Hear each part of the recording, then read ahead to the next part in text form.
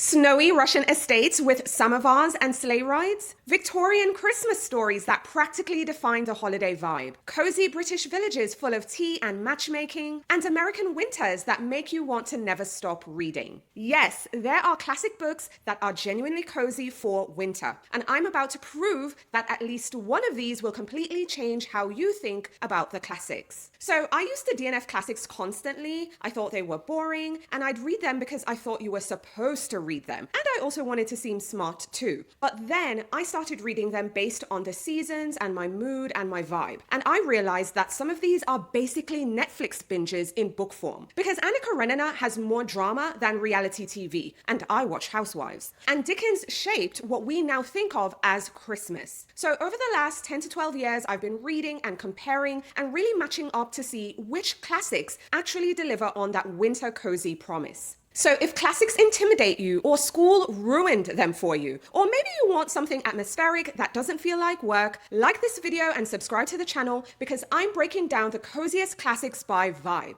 And one of these categories is going to surprise you. Plus, if you stick around, you'll discover which one became my comfort reread. So the winter of 2019, I picked up Little Women on a whim. I mean, I think the adaptation was also coming out that winter, and I hadn't touched it in years. But there's something about reading it again in winter, just sitting on my couch and just really getting immersed in it, just really clicked. Because the Christmas scenes, the family warmth, Joe writing, and the family coming together, it made me realize, you know what, you are reading classics wrong. I was mostly treating them like assignments and things to check off my bucket list instead of focusing on making it an experience. Because I think we're always told that classics are good for us and you must read them, but no one really talks about the ones that are actually enjoyable, the ones that make us stay up late, the ones that feel like coming home. So what I'm giving you today is not homework, but winter classics that truly feel cozy. And again, we're organizing them by the exact vibe you're craving. And we're covering 5 cozy categories. We're going to get Russian snow and drama, Victorian Christmas magic, British countryside comfort, American frontier winters, and short classics under 200 pages for those quick wins. And I'm not pretending every classic is perfect, okay? Some of them are long, some are slow, some are emotionally heavy, but I'll tell you exactly what you're getting into so you can pick the right classic for your winter mood. Because again, the right classic at the right time can become your favorite book of the year. But the wrong one at the wrong time, that's how you'll end up thinking we hate classics and they're all boring. So let's find your winter classic, starting with that category that surprised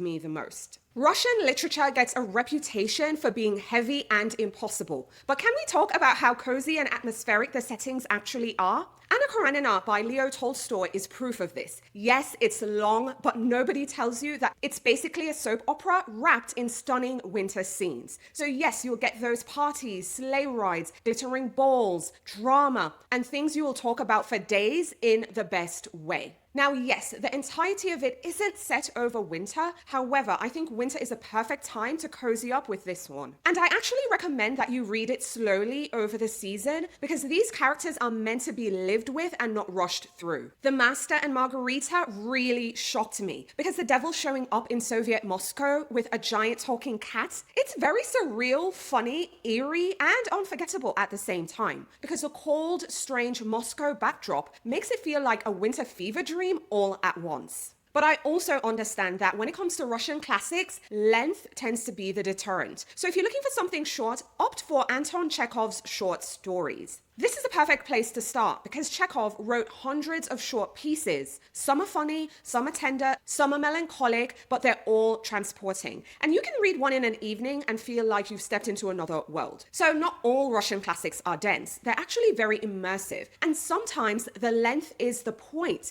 You really need to settle into them instead of rushing.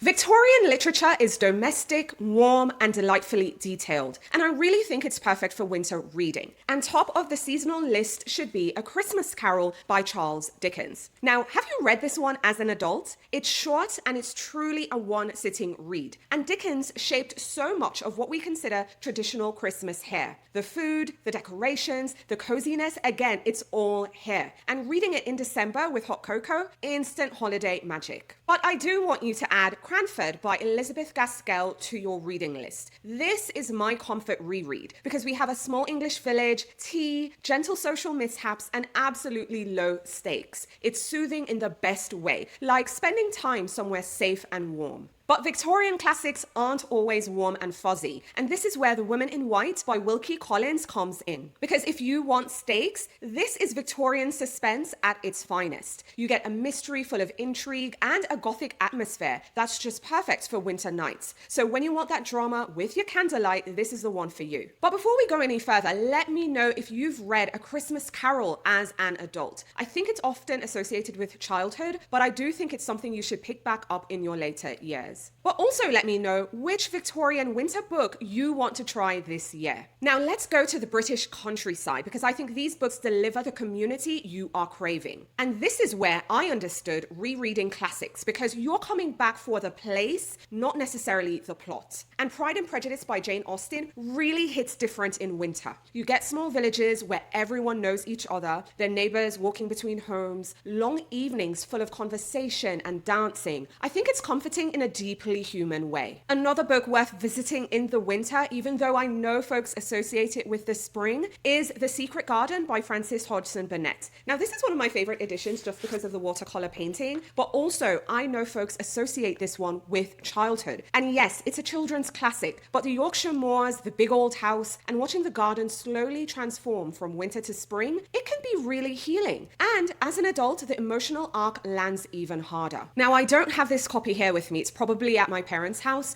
but I do want to recommend Lark Rise to Candleford by Flora Thompson. This is a memoir-like journey through rural England, and it really focuses on daily rituals, seasons changing, and village life. There's no plot here, it's just atmosphere, and it feels like listening to your grandmother tell stories. Now let's get into the American classics, because I think you'll find resilience you never expected in these books. Because American classics bring colder weather, harsher landscapes, and a very different emotional texture. And top of that list is Little Women by Louisa May Alcott. Rereading this one during the winter really changed my mind. And just seeing the Christmas in here, the family warmth and creativity, like the attic plays and the writing sessions, it's just a cozy slice of New England family life. Now, My Antonia by Willa Cather took me on a completely different journey. We get big Nebraska prairie winters in this one, harsh weather, deep friendships, and very reflective storytelling. This one is super atmospheric, and it's moving and just beautifully written too. Now, I'm going completely left with my next one because this isn't really the soft, cozy read, but I'm talking about Ethan Frome by Edith Wharton. Again, you're not getting cozy here. This one is emotionally heavy,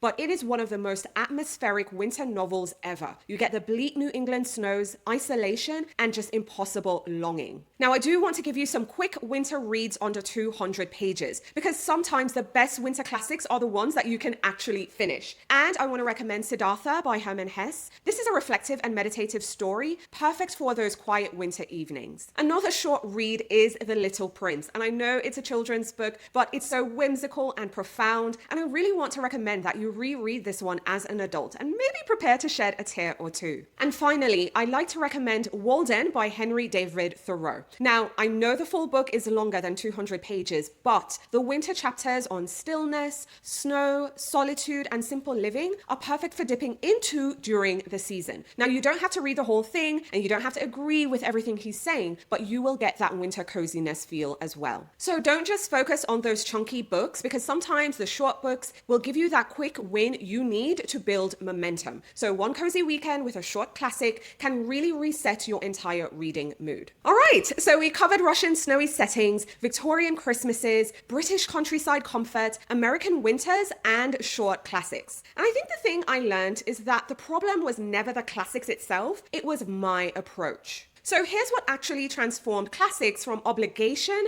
to comfort. Now, the first thing I recommend is that you get an edition that excites you. So pretty editions genuinely get you excited, and sometimes that's the push you need to pick them up. Another game changer is to read them slowly. I think classics were written when reading was entertainment, and a lot of these books were published as serials too. So sometimes it's 20 pages a day, a chapter a day. Just take it easy, go slow. That alone is perfect too. Also consider creating the atmosphere. Get your tea, get your blanket, get your candle. Just really turn it into a cozy ritual. And when necessary, DNF, because classic doesn't mean you must finish. You are allowed to put it down because sometimes it's not the right time for that particular book. And sometimes that right time is never too, so be okay with that as well. And something I'm doing a lot more often lately is pairing the book with the adaptation, because sometimes a movie helps you visualize the world and allows you to fall deeper into the story. So the real transformation for me came when I stopped asking which classic should I check off the list and started asking which classic matches my mood now. So if you want drama, go Russian. Cozy domestic life, opt for Victorian.